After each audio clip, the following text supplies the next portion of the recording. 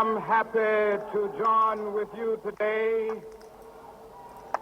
in what will go down in history as the greatest demonstration for freedom in the history of our nation.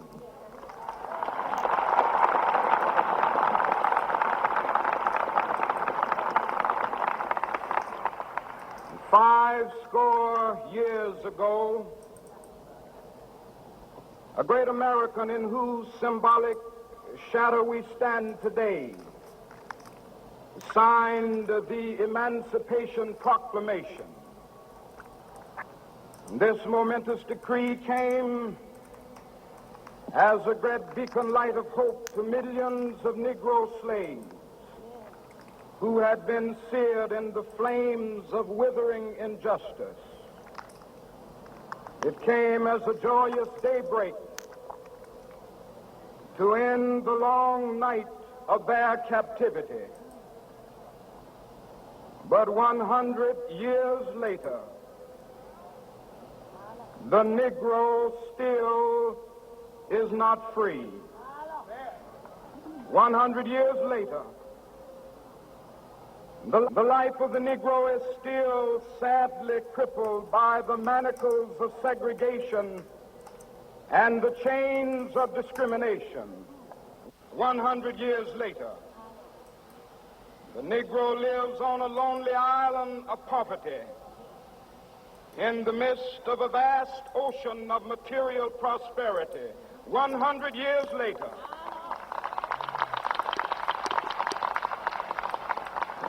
the Negro is still languished in the corners of American society and finds himself in exile in his own land. And so we've come here today to dramatize a shameful condition.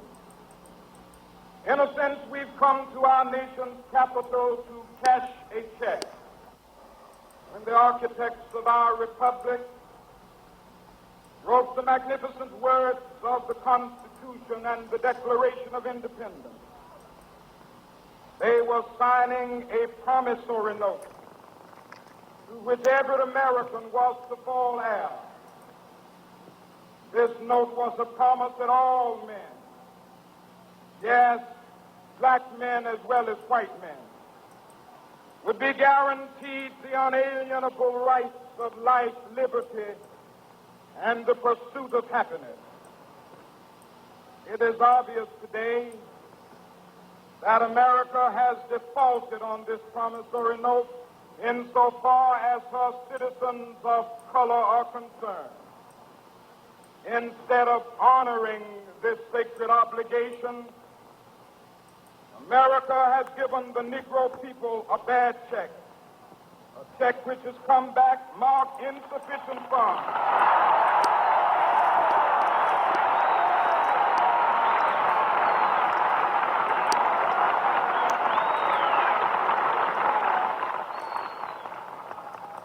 But we refuse to believe that the Bank of Justice is bankrupt. We refuse to believe that there are insufficient funds in the great vaults of opportunity of this nation. So we've come to cash this check, a check that will give us upon demand the riches of freedom and the security of justice.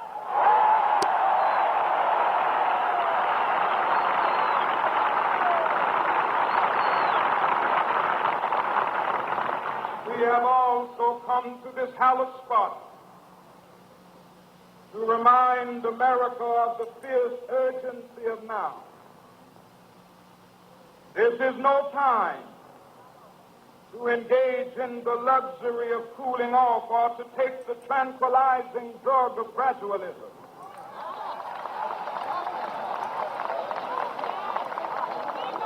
Now is the time to make real the promises of democracy. Now is the time to rise from the dark and desolate valley of segregation to the sunlit path of racial justice. Now is the time to lift our nation from the quicksands of racial injustice to the solid rock of brotherhood, now is the time to make justice a reality for all of God's children. It would be fatal for the nation to overlook the urgency of the moment. This sweltering summit of the Negro's legitimate discontent will not pass until there is an invigorating autumn of freedom and equality. 1963 is not an end, but a beginning. Those who hope that the Negro needed to blow off steam and will now be content will have a rude awakening if the nation returns to business as usual.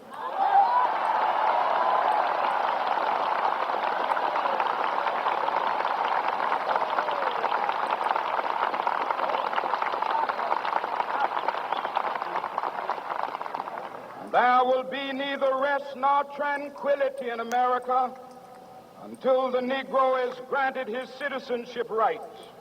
The whirlwinds of revolt will continue to shake the foundations of our nation until the bright day of justice emerges. But that is something that I must say to my people who stand on the warm threshold which leads into the palace of justice. In the process of gaining our rightful place, we must not be guilty of wrongful deeds. Let us not seek to satisfy our thirst for freedom by drinking from the cup of bitterness and hatred.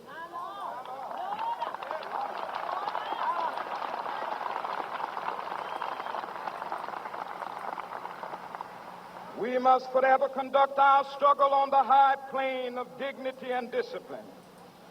We must not allow our creative protests to degenerate into physical violence.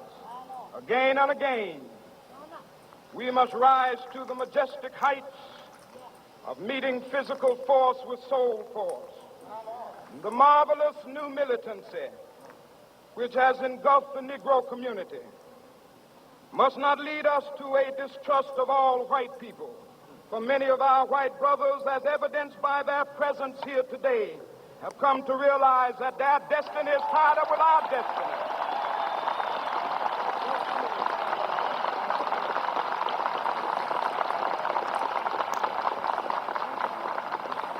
And they have come to realize that their freedom is inextricably bound to our freedom. We cannot walk alone. And as we walk, we must make the pledge that we shall always march ahead. We cannot turn back. There are those who are asking the devotees of civil rights, when will you be satisfied? We can never be satisfied as long as the Negro is the victim of the unspeakable horrors of police brutality. We can never be satisfied as long as our bodies, heavy with the fatigue of travel, cannot gain lodging in the motels of the highways and the hotels of the cities.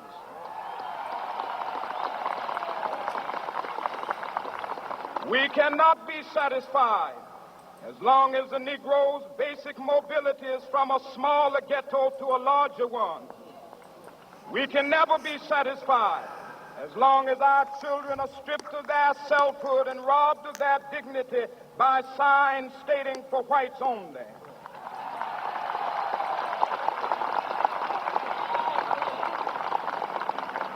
We cannot be satisfied as long as a Negro in Mississippi cannot vote and a Negro in New York believes he has nothing for which to vote.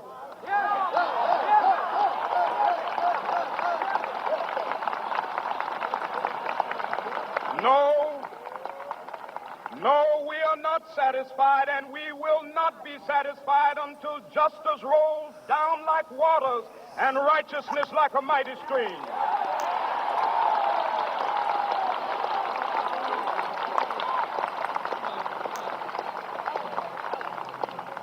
I am not unmindful that some of you have come here out of great trials and tribulations. Some of you have come fresh from narrow jail cells. Some of you have come from areas where your quest for freedom left you battered by the storms of persecution and staggered by the winds of police brutality. You have been the veterans of creative suffering. Continue to work with the faith that unearned suffering is redemptive. Go back to Mississippi. Go back to Alabama. Go back to South Carolina. Go back to Georgia. Go back to Louisiana. Go back to the slums and ghettos of our northern cities, knowing that somehow this situation can and will be changed. Let us not wallow in the valley of despair.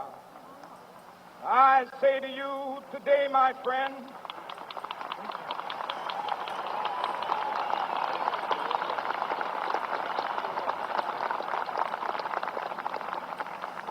so even though we face the difficulties of today and tomorrow, I still have a dream. It is a dream deeply rooted in the American dream. I have a dream that one day this nation will rise up and live out the true meaning of its creed. We hold these truths to be self-evident, that all men are created equal.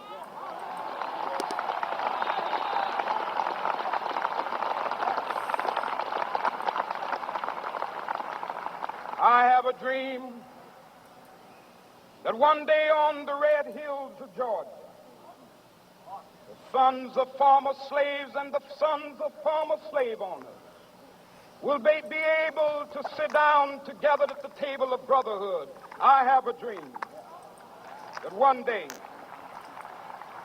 even the state of Mississippi, a state sweltering with the heat of injustice, sweltering with the heat of oppression, will be transformed into an oasis of freedom and justice. I have a dream that my 4 little children will one day live in a nation where they will not be judged by the color of their skin, but by the content of their character. I have a dream today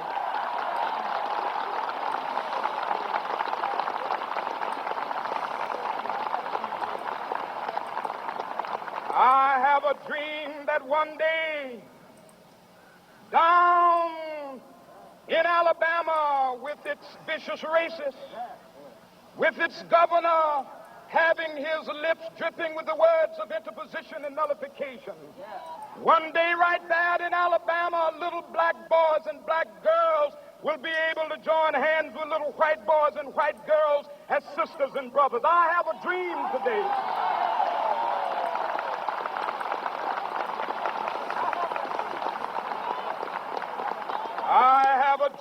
that one day every valley shall be exalted, and every hill and mountain shall be made low. The rough places will be made plain, and the crooked places will be made straight, and the glory of the Lord shall be revealed, and all flesh shall see it together. This is our hope. This is the faith that I go back to the South with. With this faith, we will be able to hew out of the mountain of despair a stone of hope.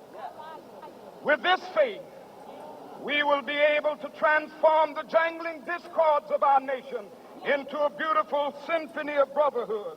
With this faith, we will be able to work together, to pray together, to struggle together, to go to jail together, to stand up for freedom together, knowing that we will be free one day. This will be the day. This will be the day when all of God's children will be able to sing with new meaning, "My country, 'tis of thee.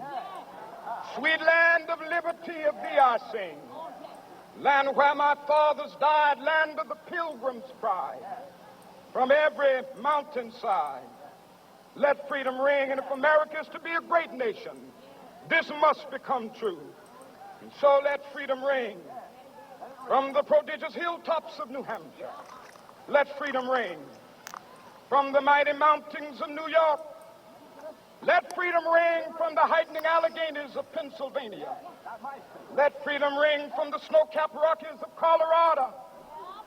Let freedom ring from the curvaceous slopes of California. But not only that, let freedom ring from Stone Mountain of Georgia. Let freedom ring from Lookout Mountain of Tennessee.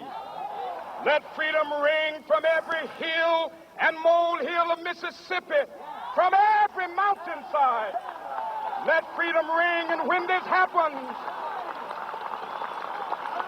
and when we allow freedom ring, when we let it ring from every village and every hamlet, from every state and every city, we will be able to speed up that day when all of God's children, black men and white men, Jews and Gentiles, Protestants and Catholics, will be able to join hands and sing in the words of the old Negro spiritual, free at last, thank God Almighty.